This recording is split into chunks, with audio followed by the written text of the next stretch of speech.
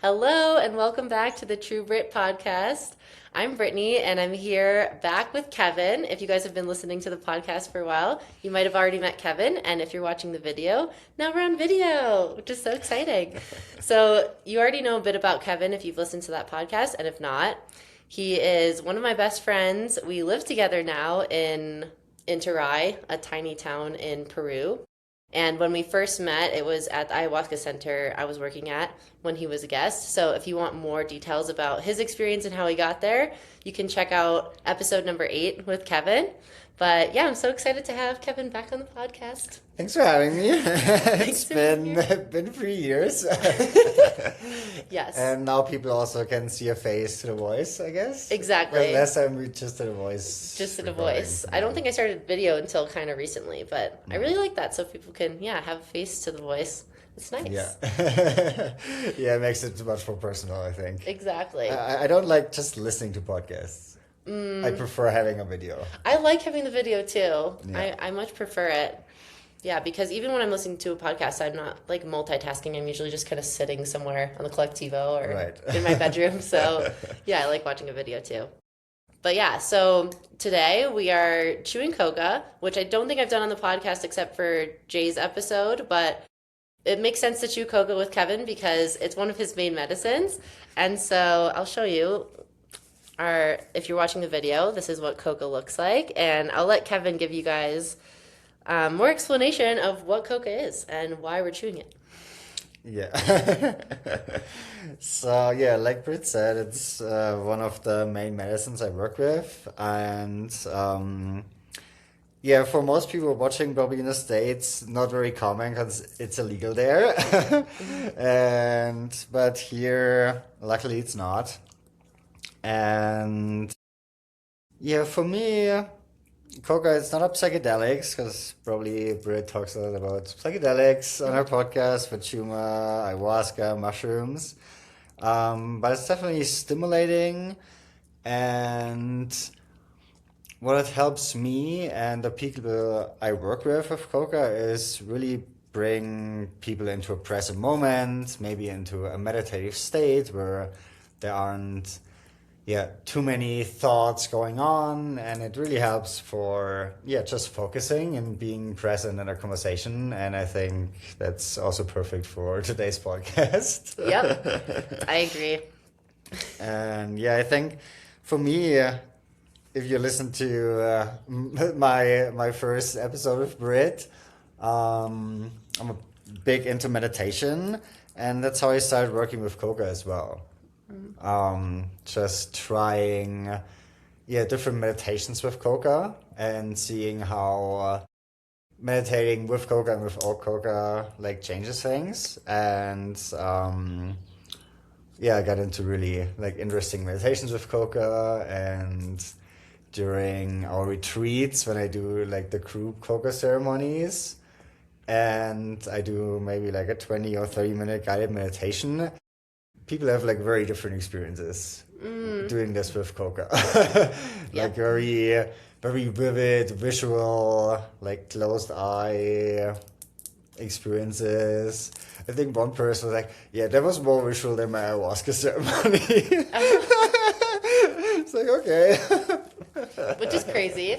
Yeah. But also for me, like I can't really relate because none of my experiences with any psychedelic are visuals. So, but yeah, I can get how like getting into meditative space with coca and not having a lot of thoughts that are not related to what's going on right now can have the mind create a lot of like visual pictures and experiences. Like mind's eye kind of pictures. Yeah. So what would you say the difference is between, like for someone who's never experienced chewing coca before, what would be the difference of like meditating with coca and without coca, just from your experience?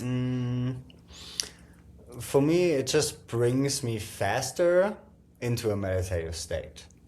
And for me, meditation is not about not having any thoughts. I mean, some practices, they work with that of like, oh yeah, just observing the thoughts and like getting into a space where it's just like blank. But for me, the way I see meditation is just being present. And so, and that's how I work with coca with people.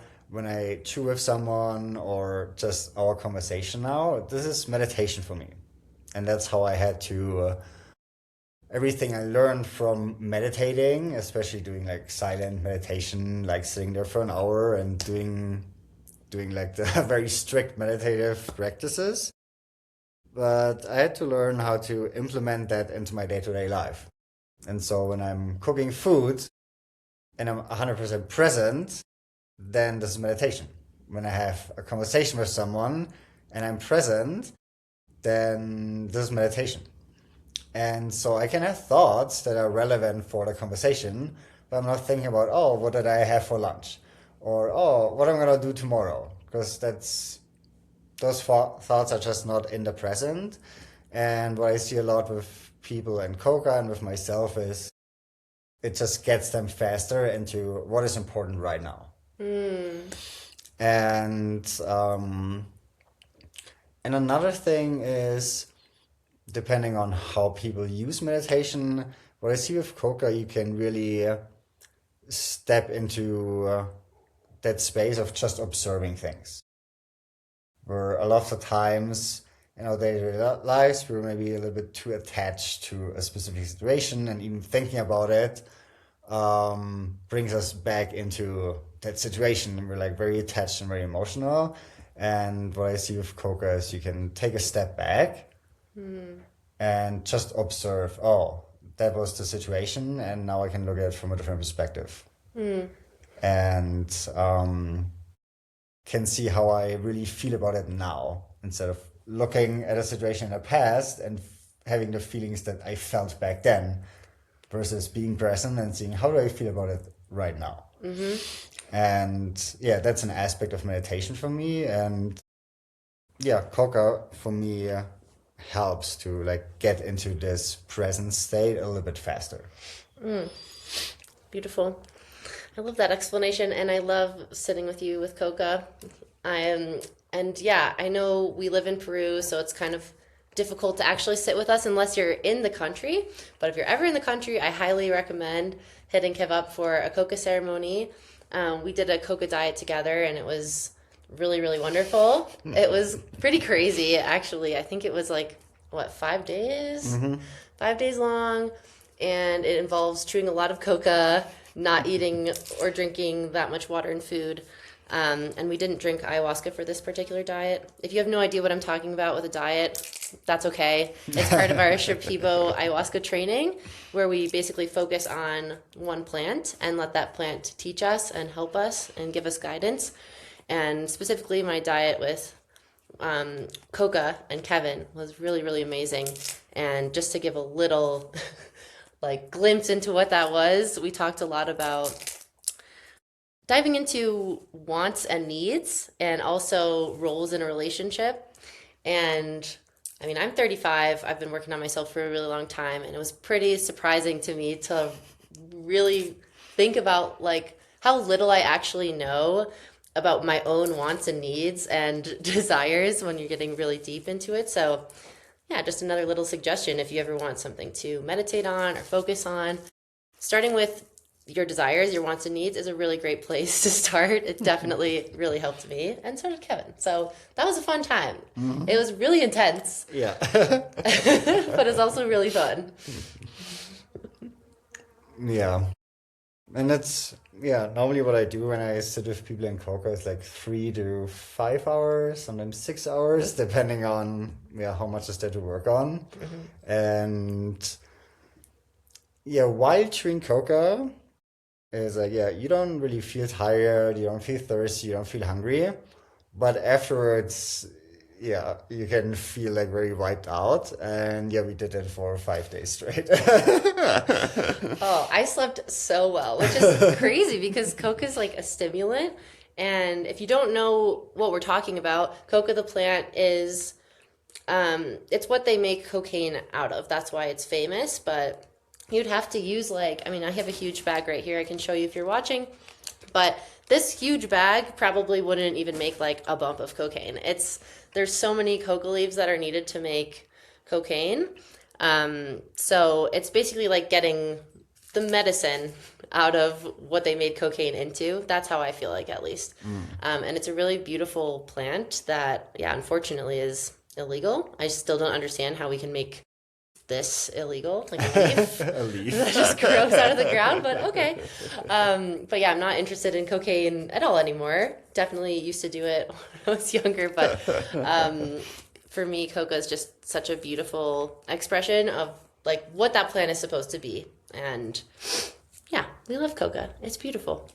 And it also, just like anything else, can be abused, but if you're using it in a very intentional or ceremonial way, it's a really beautiful helper. Just like a lot of these other things can be a medicine or poison, depending on how you use it, your intentions, your doses, all that good stuff.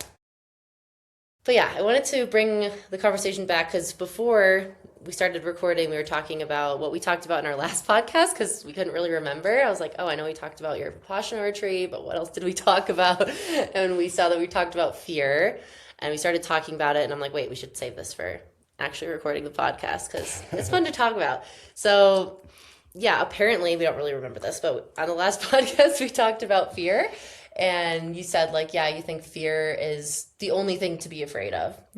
Yeah, I think your prompt was the fear about fear, or that's something you wrote down, like the Yes. fear of being afraid. Yes. And yeah, I see that a lot, working with people, and for me, it always comes down to fear of the unknown.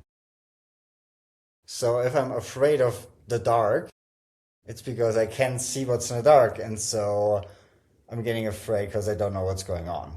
Or the fear about the future because, yeah, I don't know what's going to happen.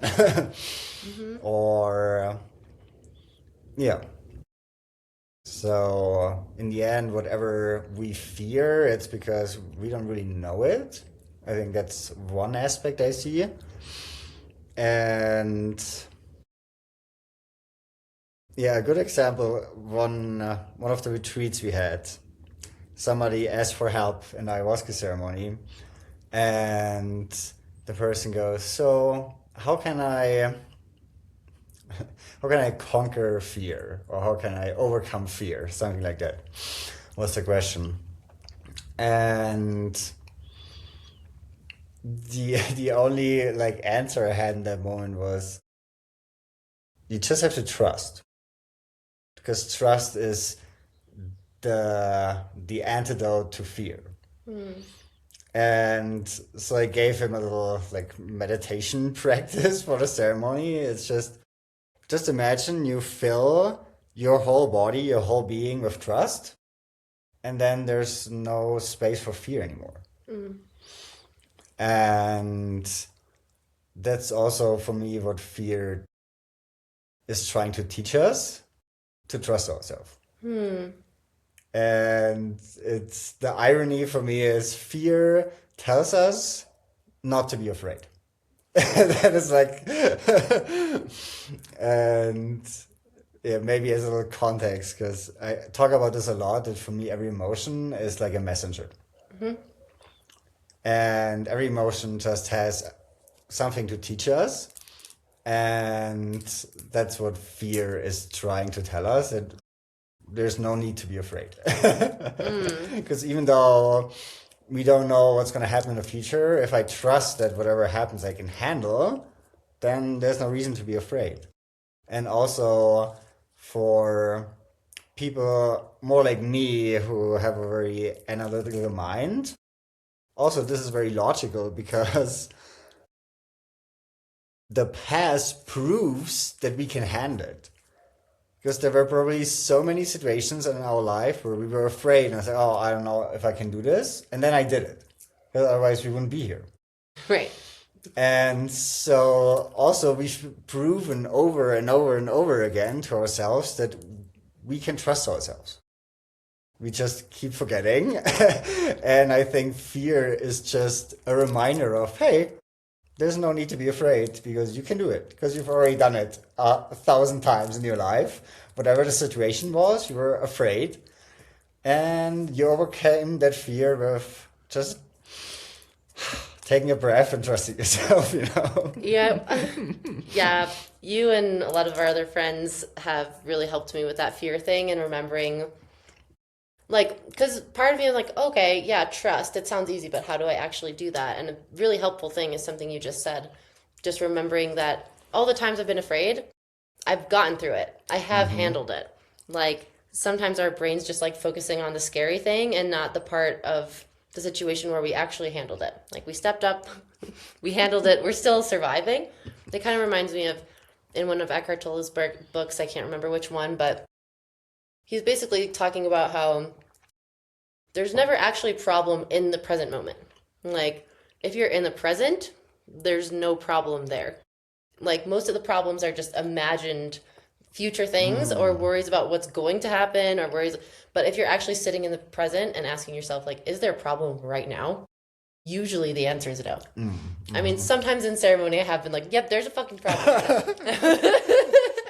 But even to sit in that problem, quote unquote, and be like, no, I trust that I can handle this. There's no problem.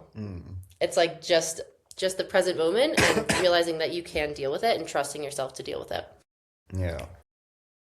Yeah, and also for me, when we talk about fear, I think it's one of our most primordial instincts. And in the past, like way, way in the past, fear was what was saving our life. If I don't know, encounter a wolf in the forest, it's like, please feel fear and get the fuck out of there. But for 95% of the people now in our modern society, that primal instincts, when that kicks in, it's not because our physical life is in danger. And so, yeah, we have to, I think, get a different perspective on fear in a lot of situations where it's like, you can start with asking, is my physical life in danger? And if the answer is no, then then maybe look at fear as a friend versus treating fear as an enemy. Yep, very good advice. And something I was bringing up before we recorded is, so Stace, the man I used to work for at the ayahuasca center, he would say that all fears boil down to the fear of death, which, when I think about it, might be similar to saying all fears boil down to the fear of unknown, because I think a lot of people fear death because it's unknown to them. And once I started feeling like more comfortable with the concept of death, and I mean, for me personally, doing all these plant medicines and psychedelics, like I feel like I do have an understanding of what happens after we die. And because then it feels known to me, it's more comfortable. And I used to, back when I had really bad anxiety, I do think my fear was like just a crippling fear of death. Like in every situation, I was so afraid I was going to die in some way. Like Physically die. And then like on a plane, like planes were the worst because I'm in this tiny little container with no control and I'm like, we're going down. And we never did. Like I'm still here. But the amount of times where I was pretty convinced that the plane was going down was crazy. And after ayahuasca taught me, like, and a bunch of other things, but that death is not something to fear. In fact, it's like kind of insane to fear death because we know that it's going to happen. So it's like the one thing we know is going to happen in life and we're so afraid of it. That's kind of insane. Yeah, that's a ridiculous thing if you talk about the fear of death. Because that is the only thing that is known to us. Right. It's the only certainty in life. Yeah, at some point you're going to die. And also, for me, it's also like, how do you react when you're afraid? Because if you're afraid being in a plane and you're afraid of dying, it's like, It's legit. The plane can go down and crash, but also this is out of your control. Mm-hmm.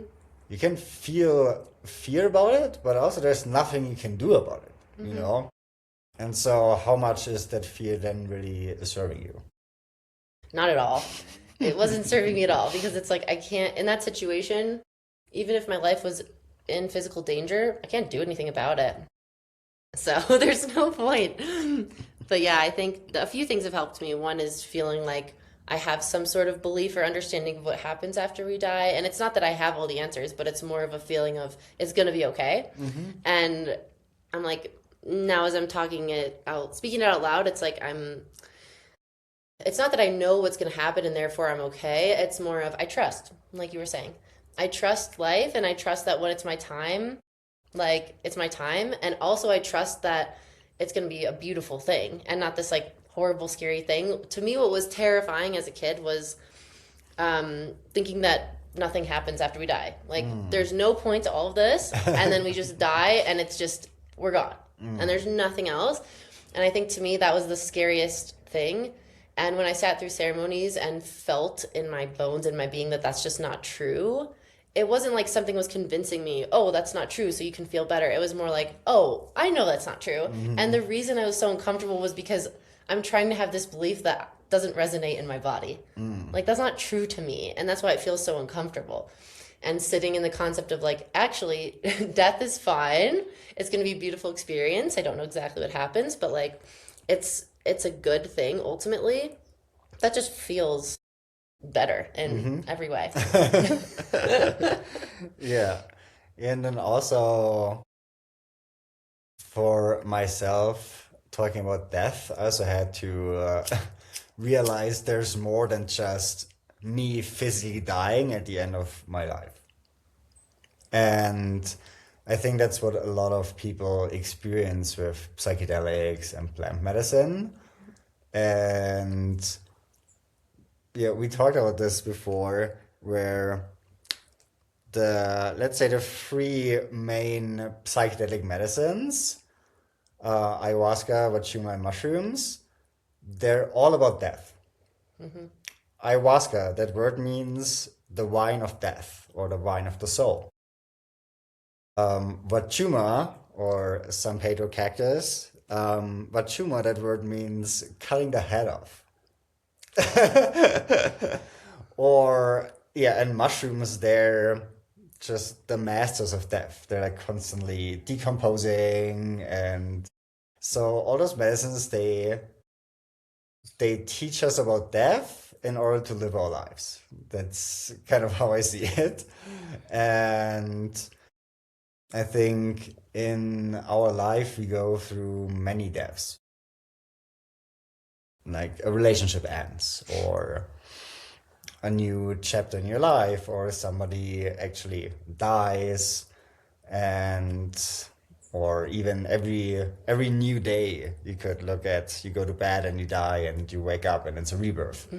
And so death is such a big part of our lives, but it's also for a lot of people so debilitating. And I think for me personally, when I really started to not just see death as part of life, but also have have death give my life more value, then it became so much easier. Because if there wouldn't be an end to anything, life would be fucking boring. If we would live forever or everything would always be the same, we would just get bored and we would create death, right? Yeah. To just have a change of scenery. And so, yeah, death for me is the only thing that really gives life any importance. Like the actual death at the end of our lifetime, and any metaphorical death or any death in our day-to-day lives is, yeah, what gives meaning, in my opinion. I love that. And now that's also bringing me back to what Say says, how all fears are come down to a fear of death, because it's not just literally dying. It's also what we see a lot of guests come with, and I see it in myself a lot in my life, where what people don't realize they're actually afraid of is to let go of something and to let something die. Whether it's, yeah, a relationship, a job, a version of themselves. And what they're not realizing is like they're kind of afraid to let whatever that is die. And they don't want to let it go and grieve it. And yeah, I understand that can be a very intense process, but that's something I've definitely learned on this journey is how to embrace the death of anything more. And it doesn't mean it's easy. It doesn't mean I'm not grieving and upset and resisting like sometimes, but the more comfortable I've gotten with just death in general of anything, just letting life live and die the way it wants to and not holding on is just really helpful in life in general. Because it's everywhere. Like you said, I was just thinking about that the other day when I woke up. I'm like, this is crazy. Every morning we're kind of reborn and we have a new chance. And yeah, like sleep is crazy, actually. Even sleep could be considered like a little death because we don't even really fucking know what sleep is. Like we have some ideas, but it's like, where do we go? What are our dreams? Like, who knows? But yeah, the fact that we get a fresh start every morning is beautiful. And you could use that as like a jumping off point and a way to live your life as a better human every day. Yeah. So we've been working together for, let's see, well, when I came back to Peru, that was like almost 2 years ago. And then we started working really intensely, kind of under an apprenticeship with ayahuasca and our teacher, Lydia. But then we started running retreats together. So I know that was kind of your first experience with being a facilitator and working with guests. Do you have any like lessons that stand out that you learned about yourself or just watching guests come through? Yeah, I remember what we're doing right now, chewing coca. That was the first time I did a coca ceremony for more than one person. And it was for the four of us facilitators. And we did that ceremony to talk about our fears going into that retreat, right? The first retreat we ever did. And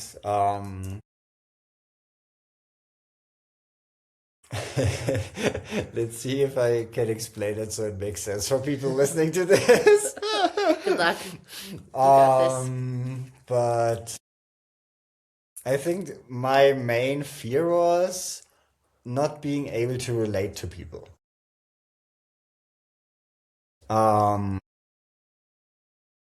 Because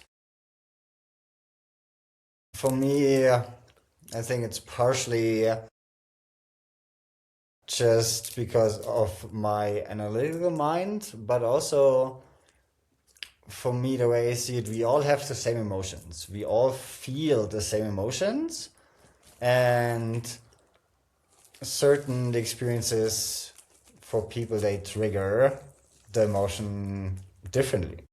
Like people get afraid of this or people get afraid of this, but in the end, we all feel the same emotions.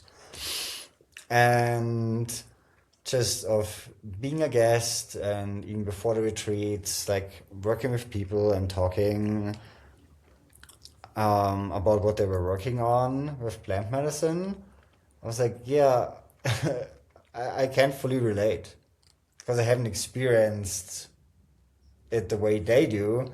But for me, I just see things a little bit more simple. And I was like, yeah, doesn't sound that bad to me. What is your issue, you know? And so that was, and I felt like, oh, that's not a good attitude to be a facilitator. I have to be like so compassionate and I have to be so understanding, but I'm not.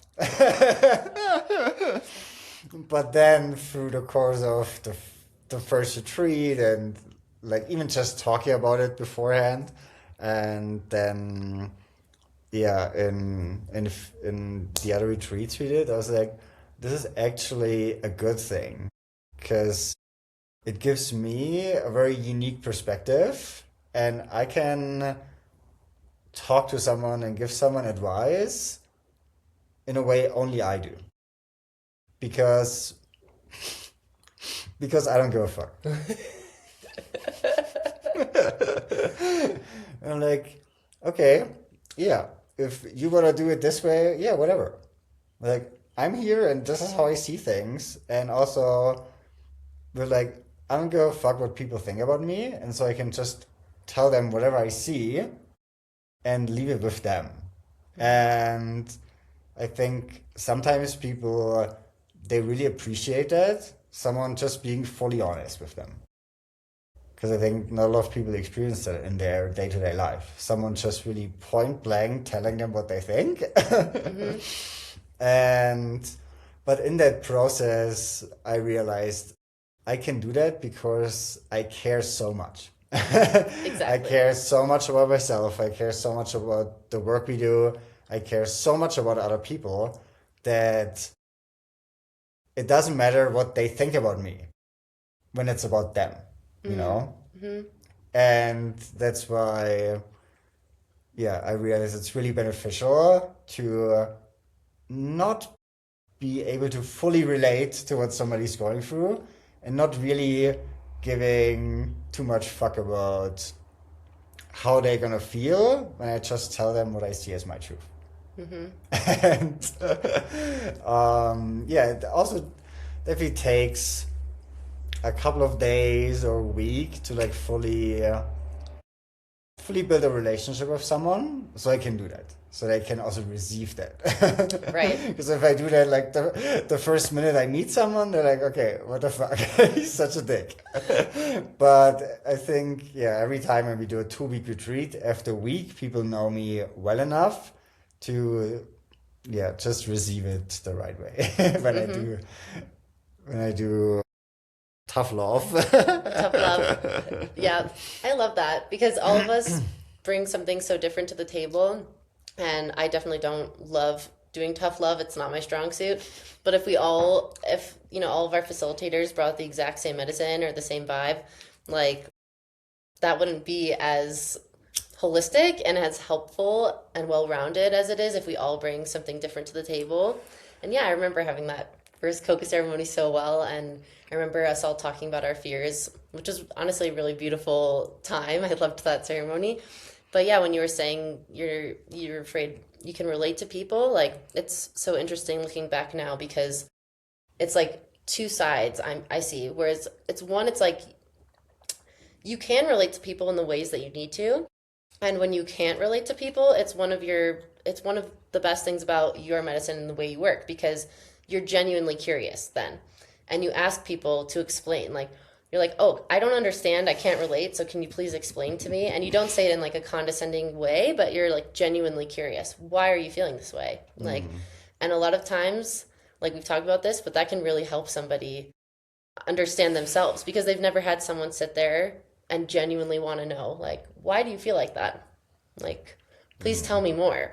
And I think that's one of your strongest traits is, yeah, that curiosity. And so I think you told us that during that coca ceremony was we were learning about how what we think is our biggest weaknesses or wounds are actually our biggest gifts. Mm-hmm. Yeah, that's true. Yeah, that was one of the things that came up for me and that's also how I tried working with our first group in a retreat. It's like, so what do you feel like is your biggest weakness and how can we turn that into your superpower? Mm-hmm. And yeah, somebody recently told me one of the things they really like about working with me in ceremony is because I ask the right questions. And one of the most questions I ask is why? Not because I know the answer and they don't, but because I actually cannot relate to you. I don't know why you're struggling so much. Mm-hmm. And that's a big thing how I work in ceremony, especially if somebody's like so high on medicine. I can't have an elaborate conversation like this. And so the first question is why? Why are you feeling this way? And I see that a lot. That just this snaps people out of whatever they're in. And they're like, yeah, why am I feeling like this? Mm-hmm. And they even don't have to answer that to me. I don't need to know why, but they should know why. Mm-hmm. You should know why you're feeling fear, why you're feeling anger, why you're feeling so sad. You also should know why you're so happy. Mm-hmm. And not just on a logical level, but just understanding yourself. And yeah, and I found it's a good thing that I don't understand other people. And I'm really comfortable with that and really open. I'm like, I don't know. I don't know why you're feeling like this. And that wouldn't be an issue, but you don't know why you're feeling like this. And Mm-hmm. so that's why you're having a hard time in ceremony, or that's why you're having a hard time in your day-to-day life. Mm-hmm. Yep. That's beautiful. Were there any unexpected challenges that came from working with guests, or maybe the opposite, things that surprised you that were actually like easier than you thought they would be? Mm, yeah, I think one thing, just yeah, thinking back about my time as a guest and working, being a guest with other facilitators, it felt like they always had like the perfect answer or the perfect thing to say. And I was like, well, but I never facilitated. Like how am I gonna be able to help anyone? And I was surprised how easy it was if I wasn't making this about, oh, I have to do a good job. But it's like, no, it's about them and just, and then coming back to trust, how to overcome that fear. It's like, yeah, I'm just gonna trust myself and I trust the medicine that whatever I say, that's the right thing for them to hear. And I definitely had moments where afterwards I was like, oh, was that the right thing to say? And then the next day they come up to me and it's like, yeah, that was perfect. Like the 2 minute conversation we had changed my whole night, you know. Mm-hmm. Mm-hmm. And it was just beautiful to see that also me as a facilitator or even now leading ceremonies, I'm not responsible for the outcome of someone's ceremony. I'm not responsible for their experience. We set up the space and we create a safe space and whatever physical things we need to take care of, whatever emotional space we create. But after that, it's like that's all I have to do. And if somebody has not the experience they were looking for, that's not on me. If I do everything I'm supposed to be doing, then it's just on them. And that took a lot of pressure off. I'm like, yeah, I'm not responsible for the outcome of somebody's experience. Mm-hmm. Mm-hmm. Yeah, that definitely takes the pressure off for sure. I still have to remind myself of that one. And I'm sure, so people listening might want to know if you've been drinking ayahuasca for this long as you have, like what are some of the biggest things you've learned, or what are some of the life-changing lessons you've taken from that? I'm sure you get asked this question, and when I get asked this question, I change my answer is different every time, but Yeah. whatever comes up for you right now. Yeah, I think one of the questions I get a lot is, why do you still drink ayahuasca? Like after hundreds of times, like why do you still need to drink ayahuasca? I'm like, well, if it's just me being a guest, being on my personal healing journey, I wouldn't need to drink ayahuasca anymore. Hmm. But now this is just part of my job. And also, I think whatever whatever I'm working on, it's never finished. There's always a different way to look at things, always a different uh, another depth to something to learn from. And but to come back to your question, one of the biggest realizations, um, one thing is maybe not to take things too seriously because nothing matters, but everything matters. And if I look at life as, yeah, life is not important, nothing is really important, then that takes a lot of pressure off. But then realizing that things are only important because I say so. Anything that has meaning for me in my life is because I give it meaning. And because this was recently, just to give an example, I did a solo mushroom ceremony for New Year's. And I had this playlist running. And the playlist stopped, and so it went back to the first song. And the first song said, just tomorrow is just another day. That was the name of the song. And I just burst out laughing because if I would have done the ceremony any other day, that wouldn't have been funny. But I did it for New Year's. And this is such a big day, and we do all those special things, and we give so much meaning to that day. But in the end, there's no difference between the 31st of December and the 1st of January. It's just another day. But I decided that day is important, and I want to do this ceremony. And I gave meaning to it. And so I think that's a big thing I learned from ayahuasca and other plant medicines is, yeah, if something is important to you, then give meaning to it. Otherwise, don't worry about it. It doesn't matter. In the grand scheme of things, nothing really matters. But if I want to have my, if I want my life to be meaningful, then I have to give it meaning. It's an active action of making my life meaningful. And if I don't do that, if I'm just passively sitting here and complaining, oh, nothing matters and oh, my life sucks, it's because I made that choice that my life sucks and my life doesn't have meaning.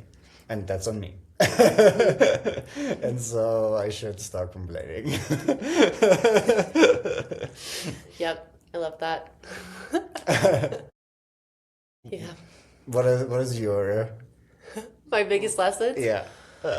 Oh man. I mean, I think honestly we've probably already talked about one because fear was such a big part of my life um and honestly ran my life for a long, long time. And I think leaning into trust, it doesn't mean I never feel afraid, but remembering to lean into trust has changed my life because a lot of people will tell me like, "Oh, you're so brave, you're so inspiring." And I tell them like, "I've never felt brave. I just feel like I do the things that I need to do for me." Because for example, like yeah, drinking ayahuasca is brave. But when I drink ayahuasca, like for the first time I didn't feel brave at all. I was terrified. And I realized that was just like my life. I was doing things even though I was afraid. Like I was doing things despite the fear. And now I don't do things like, I mean, that's not true. I still do things when I feel afraid just because I'm like, ooh, this is probably pointing me in a direction where I need to change. Like now fear is a good signpost to me of whether it's a ceremony or something in life that I have to do. If I start feeling afraid, it's usually a good indication that I'm about to do something important, whether it's yeah, a ceremony or a hard conversation or ending a relationship or starting a new one. I feel that fear come up and I've learned to just like how to move through that without it being paralyzing and without it just like I used to just numb and escape with, you know, alcohol or drugs or TV or sugar, anything to avoid these feelings I was having. And it didn't work. And so again, I don't feel brave for like stopping doing that. I just feel like I had to stop doing that because it wasn't working. I was already suffering all the time, and so I was like, this is silly. Like, and so now, yeah, one a biggest change that I think is in my life is to just feel the fear and trust that I have like I can handle whatever this is and I can move through this space, and trusting that on the other side it's going to be better. Because I've seen that time and time again. Like it's proven in my life. So I think that's one of the biggest ones. But another one is just learning. So it's like trust and being okay with feeling. Just like actually learning how to process my emotions and when to do that. And that's also changed my life because I think before I just repressed, and then it would explode like a volcano and I had no control over it, when or where it was going to happen. And sometimes I ended up hurting the people I love because of this explosion. But I think I have a better handle on that now because I allow myself to feel. And I also understand that, like, if I'm feeling something in a situation where I can't fully feel that, like, let's say I'm a facilitator in ceremony and something's coming up for someone, like, I can't just burst into tears or freak out on them. Like, I have to learn some emotional regulation, but then I'll find a quiet space for myself and feel those things. And having that integrated into my life has also been really life changing because it's like, okay, I will set aside a time to feel sad, or I will set aside time to express anger. And again, building that trust with myself to be able to do that has been so helpful in my life because now I'm not afraid of feeling. Like, I'm not afraid of being angry or sad, or I'm not afraid of being afraid. It's just like I know that I can handle these things and I trust that I will. I think those are, I mean, there's been a lot of things. Yeah, same for me. It's a hard question, but that's why I'm like, whatever just pops up is usually the right thing in a conversation. But honestly, when I think about our coca diet too, I learned so much about myself in those 5 days, and just diving into like the difference between wants and needs and what I actually feel like I need out of a relationship or what I feel like I want, and the difference between like sacrificing myself or making a compromise, and all these like so many things I learned during that time period. And also roles. Like we could talk a little bit about that because I found that fascinating about like the roles that we play in relationships, because I remember when we were talking and it was specifically about like me being in a romantic relationship, I realized I think I've always been the mom or the therapist.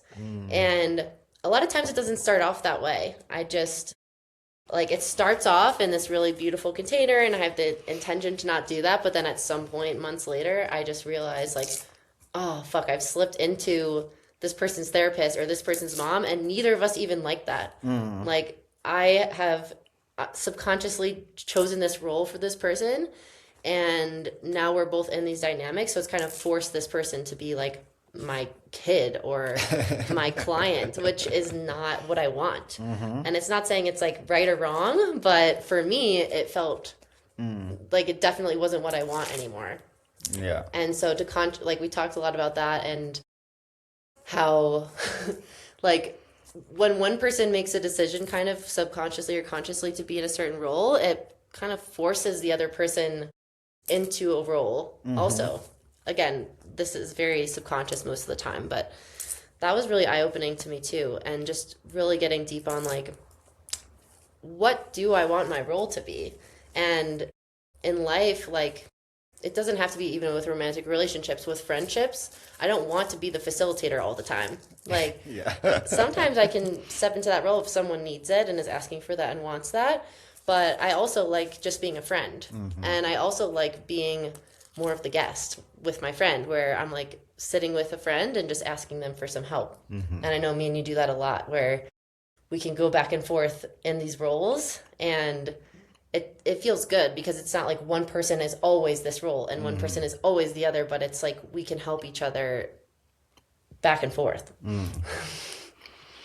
Yeah, and for me, it also relates to death in a way, because I think throughout any kind of relationship, we have to let a part of ourselves die in order for a relationship to evolve.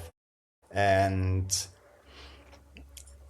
yeah, and every time I work with someone, I also learn something about myself. Because when we were doing this, it wasn't just about your boundaries and your wants and needs, because also I had to question myself, oh, what are my boundaries? What are my wants and needs?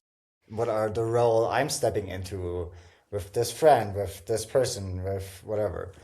And but yeah, one thing that came up for me, because you said it's mostly unconscious when that is happening. And I think it's because it started at a very young age for us.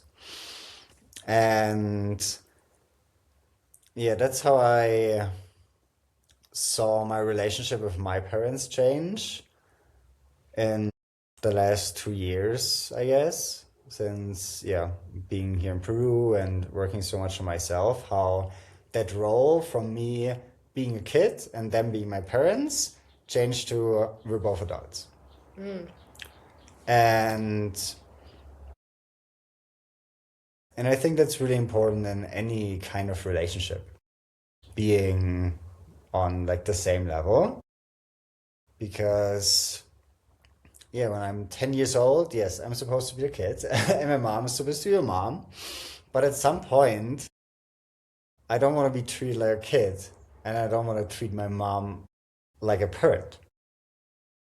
Because also, I want her to just be herself and not have any responsibility for me as a kid anymore because I'm not. But that requires that old relationship to die. Me stepping up to becoming a man and my mom stepping down to just be herself and be a woman again. And yeah, and then we talked about this in a romantic relationship where what I see a lot is either the man as a little boy and the woman needs to be the mom, or it's the other way around where the woman is a little girl and the man needs to be the dad.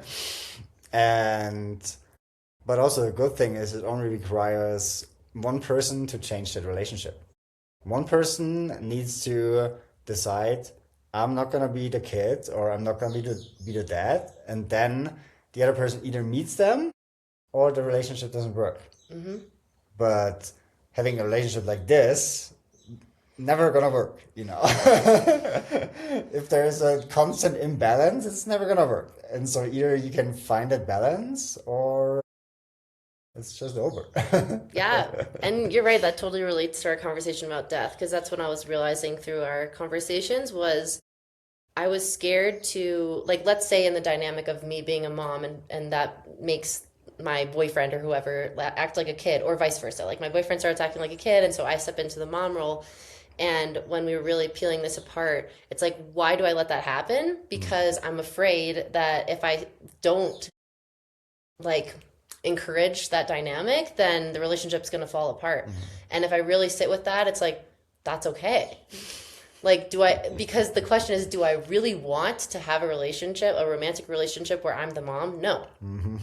And so therefore, like, that doesn't make any sense. Like, when you really take it the full way through, you're like, well, then if the relationship needs to end, that's what needs to happen. Otherwise, you're just going to be sitting there in this weird dynamic that you don't really like because you're too afraid of it dying.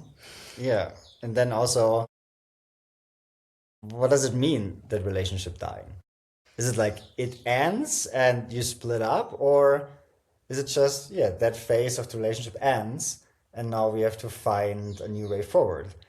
And I think that's then what we were talking a lot is like, okay, so my wants change, my needs change, my boundaries change, and it just requires constant communicating. And that's kind of how that week of the coca diet went. Us constantly communicating and also seeing that every day our wants and needs changed a little bit and our boundaries changed a little bit because every day we're already a new person and we have a different perspective on things. And so, yeah, it's not just that in whatever relationship or even just for me personally, oh yeah, every 2 years I do a check-in and see if I'm a new person. It's like, no, I should do that every day. Every day I should reevaluate, is that still how I want to do things? Is this still how I want to be in that relationship? Is that still how I think about it? Or is there something that has changed? And am I just not willing to accept change? Which is, am I afraid of death? Or can I just embrace that as, oh yeah, this is just part of life. Every day is different. And yeah, that phrase we use a lot, where people are like, so what is your best advice working with plant medicine or just for life? I'm like, for me, life is very simple. Either you accept or you suffer. Those are your two options, like really boiled down, very simple. And it's like, yeah, either you can accept the situation, and if you don't want to accept it, then make a change. But if you can accept and you don't want to make a change, then you suffer. And then that's also a decision you make. And so I see, and a lot of people who come to our retreats and have the luxury to, yeah, face their emotional suffering, most of the time it's their choice. You're choosing to suffer. Like, don't put this on somebody else. Don't find excuses on, oh, my relationship, or oh, it's this person's fault. And I think that's something that came up for me in the first podcast, like the blaming thing. I was like, yeah, blaming other people and finding reasons outside of myself that's responsible for my suffering. That's just a lie. Because it's my suffering and therefore it's my responsibility. That was another big one that came up in our coca diet was responsibility.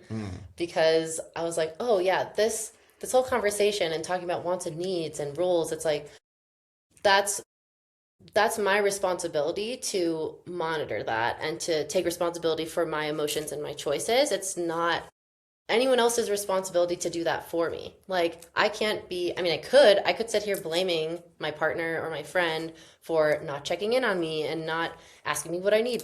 But really, it's my responsibility. And I don't want to put that on anybody else to make me feel good and make me have to look at my boundaries. I think that's another reason relationships can be so scary, whether it's a friend or romantic or family or whoever. Because if you really want to live in this honest way, in this truthful way to yourself, it does require vulnerability, which requires courage, because that's something we were sitting with, and I was getting like a little bit overwhelmed by that concept. I'm like, oh, this means like at any moment there could be a change where I say, actually, my boundaries have changed and this is what I want. And if you can't give this to me, we're done. And that's really scary because the other person could also do that. So it's like there's no real security. And I just realized like there's the thing we've done in our society where we've tried to put security, this is just my perspective, into like a concept like marriage has never actually felt secure to me. And that could be because of it's probably because of my parents' relationship and what I've seen, but also going really deep into that, it actually made me feel better because I'm like, okay, I'm not trying to look for safety or security in anything outside of myself. I just need to find it in me so that no matter what happens, I'm okay.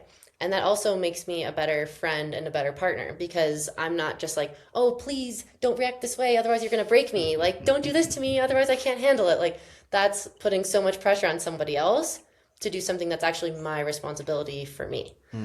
And so when we came like full circle around, I was like, this is actually less overwhelming than trying to put my safety and security in somebody outside of me, but just realizing like I have everything I actually need. And therefore I'm okay. And therefore I can be a good partner and a good friend. Yeah.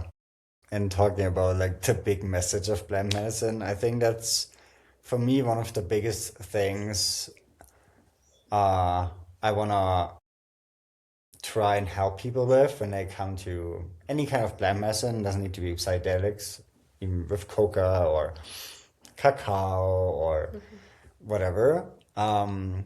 It's reframing things, like getting a different perspective. And that's one of the biggest parts of the work we do. That's what I see. Hmm. Absolutely. I think that's also one of your superpowers is helping to reframe things and see things from a different perspective. And that's super helpful. Because again, even like Yeah. what you're talking about before, you could look at, oh, nothing matters. You could take that statement and be like, that's so negative. Like, nothing matters. This is horrible. Or you could reframe that statement the way that you have and been like, this is so beautiful because Mm. you get to decide what matters in your life. Yeah, for me, it's very freeing. Hmm. And yeah, coming back to with like putting blame on others. Sometimes when somebody's like really going into something and maybe it's about an argument or about a relationship with a specific person, I the way I like to reframe it and try to remind them if that resonates with them is nobody can make you feel that way. That's the way I see it. Nobody has so much power over me that they can make me feel a certain way. Mm. Because they're my emotions, they're not theirs. If I'm angry for whatever they did and I stop putting this outwards, then I'm in control. This is my anger, and my anger is good. And there's something I need to look out for. Someone crossed the boundary, and not making it about someone else for me is stepping back into being in control. Because it's my anger. I own that.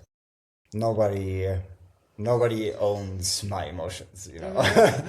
And yeah, sometimes reframing it like that really changes people's perspective on yeah, relationships with other people. Because a lot of the times I think we just feel so out of control and everything is out of our hands. And sometimes that is true, but a lot of the times we're in control. Maybe not about the actual physicality of life, but we're definitely in control how we look at things and how we feel about things. Hmm. And yeah, that's a big thing I had to learn. Like really regaining that I'm in charge of my life. It's my life. It's Hmm. nobody else's, and nobody yeah should have any more say in my life than I have. Mm. Amen. That's beautiful. Yeah, we could talk about this stuff forever, but I know we've been talking for about an hour now. So let's talk about where we're going and let's talk about the Somenta project. Oh yeah. Um, so our friends Jake and Sean are starting a new project, and yeah, why don't you tell them a little bit about that? So yeah, we did a like a test run kind of thing earlier this year, and so what they're doing is they're building a community for people who had any kind of life-changing experience. Let's put it like this. Hmm. It's like um, integration support after whatever. And it can be a plant medicine retreat, but also what we talked about before, Vipassana can be a very intense experience. And or you do a yoga teacher training, or you do a darkness retreat, or you had a family member die, or you had your dog die, Hmm. or you are about to quit your job or you're starting a new job, any kind of new chapter in your life and you want support, how to navigate that experience, Hmm. that's what that community they're building is meant for. Hmm. And I think um, in the beginning, it might be a lot for people who look for integration after a plant medicine retreat or some kind of psychedelic experience, because that's just our group and that's like the people we know and the people we reach. But I think for the future, it's just for anyone. And so the next phase, it's going to be a 12-week project, and yeah, anyone who wants can join a community, and you can just be part of a community and just support each other in that. Because I mean, that's also a big thing I see that's happening in our retreats. The guests also support each other a lot because they can relate so much to what they're all going through at the moment. And then also there are going to be weekly classes and weekly prompts and weekly exercises you can do by yourself. And also we're going to have 2 live sessions every week, Wednesday and Sunday, I guess. And Wednesday we're going to do some kind of class for people, and Sunday is going to be an integration circle. And yeah, I think that's one of the biggest things after any kind of really life-changing experience is having community. And even though, just thinking about my own life, even though I had good community and supportive family and supportive friends, nobody can relate to what I experienced in a Vipassana retreat. Nobody have any glimpse of idea what I experienced with ayahuasca. And being in a community where everybody has some kind of idea what a process like this looks like fully dying and being reborn and going through the fire and really like shedding parts of yourself and becoming a new person. I think having a community who understands that process, who went through the process themselves, and have some kind of guidance how to navigate that, and just even have people to talk about it. Because sometimes those experiences, they sound so crazy in your head that you don't even want to share that with someone. But knowing that, oh yeah, everybody in this group has experienced this in one way or another, just helps to share. And afterwards, it doesn't sound like crazy anymore. And I think when you reach that point, it's like, oh, that experience is totally normal. Then you can also integrate it into your normal life. Beautifully said. And yeah, we had a fun time doing the trial. It went really well. And it's exciting because we have, well, if you're listening to this podcast, you might know me, and it'll be me and Kevin and Ben who will be the coaches. So we'll be leading the integration calls, and we'll be leading the practices, whether they're meditations or breath work or yoga nidra or any of these really helpful practices. So if you want to come work with us, I will put the link into how you join that in the show notes. And yeah, come join us, come hang out and meet some other people that are like-minded. And if you really want to meet more people and build a community, I think this is a really, really great way. And it's also a great way to just keep yourself accountable and do the practices that you know are helpful to you. Like a lot of times we hear that people come on retreats and it's not just the ayahuasca that really changes their life. It's also the community, it's the conversations, it's the practices that we do, the breath work, the yoga, the meditation. And so this is a way to kind of give you all a taste of that without having to come to Peru. So we're really excited about this. And yeah, if you guys have any questions, I'll also put my contact information in here. I'm on _TrueBrit on Instagram, and you can email us at goodmedicineclub@gmail.com if you guys have any questions. Anything else you want to share or add?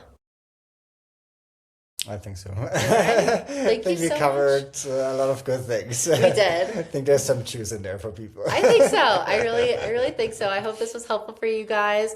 We're sending you all so much love, and I love you so much. Thank you for being an amazing human, friend, everything to me. Thanks for having me. Thanks for being here. Love you. Love you. Bye, guys.